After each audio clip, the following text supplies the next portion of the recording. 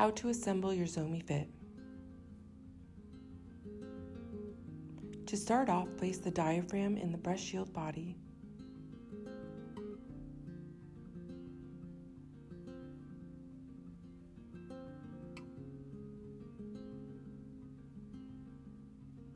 Insert the duckbill valve into the breast shield body.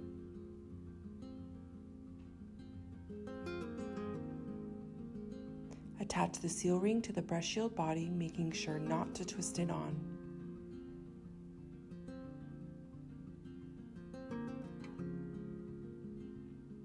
Push the assembled breast shield body into the pump motor.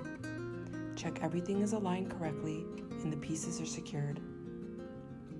Twist the collection container into the pump motor. Pay close attention to the screw-in position and direction. Push the breast shield into the assembled breast shield body, again making sure parts are aligned correctly. If you need a smaller size breast shield, use the correct insert and push into the breast shield completely for a tight seal.